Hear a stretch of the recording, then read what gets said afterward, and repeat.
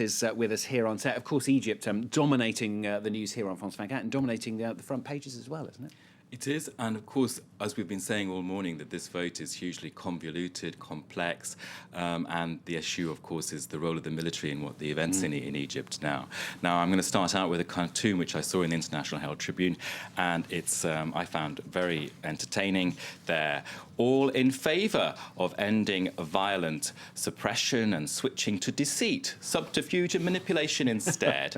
And there they are, the five generals have their hands up, which is an example, Stuart, of democracy in action. Perfect.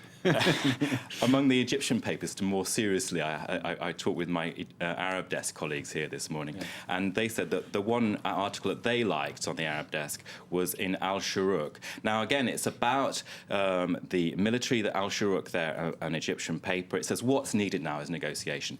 The military doesn't want power, the paper argues, so much as money. The challenge is to reach a settlement with them on terms and conditions so that they do go back to barracks. And the paper is pointing out that this is the only way forward. Of course, it says, they've had influence in the country for 6 decades, so how do you expect them to make this transition? And they've also been voting, as we've been reporting, in Morocco as well, and the papers are full of that too. Well, when I was doing the French press review, we talked about the front page of Le Figaro, where it was very strongly pro-Mohammed VI. He's got everything right with the Muta reform. So I wanted a bit of balance this morning, and I turned to a blog, larbi.org, and that's associated not with the Islamists or the nationalists in Morocco, but with people who are looking for radical change.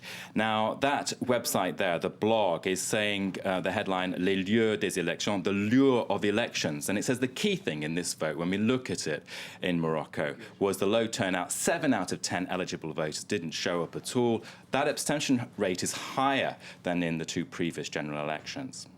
And you've also seen a piece in the Bahrain-based Gulf News. Now, this is arguing that the transition to democracy was never going to be easy in various Arab countries. The comment piece is headlined, Arab Spring is still a work in progress. We've heard lots of stuff about Arab Autumn, and even I saw one headline, Islamic Winter. Now, a political science professor at Kuwaiti University, Abdullah al-Shaji, is arguing that people power is here to stay regardless of how messy, bloody any of the revolution might be. Now, he's pointing out, look, the Arab world has changed more in 12 months than it has in decades. So over to you, Stuart.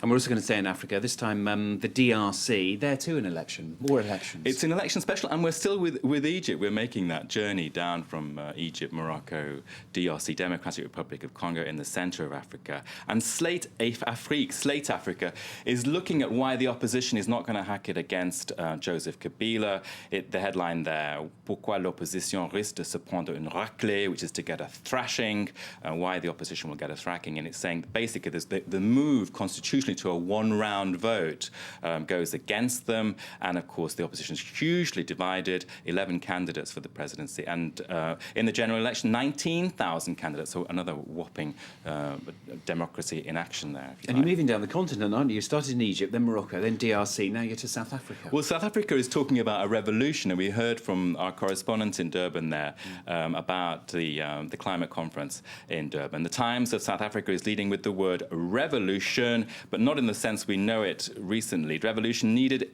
instead to save our planet. The latest round, as I said, starts today of climate talks, and the paper is reporting Africa is the most vulnerable to the effects of climate change, with millions suffering from droughts and extreme weather. And there's a quote from the South Africa's deputy president saying, we are suffocating ourselves with this. And to end, I just wanted to look at the Wall Street Journal Europe, which has a kind of fun article about a lying competition. Are you a liar, Stuart? I don't know. Never. You see, that sums it up. I said never. If you were a pub in the late street, would you go and lie? And that article there, it's worth reading. It's fun. English Village lures world's biggest liars, and you can get the top lies in the world. Nick, that's the best press review I've ever heard in my entire life. And afterwards, I'm booking my ticket to go to the conference. All right, thanks very much, Nick Rushworth here with that newspaper review, international paper review here on France 24.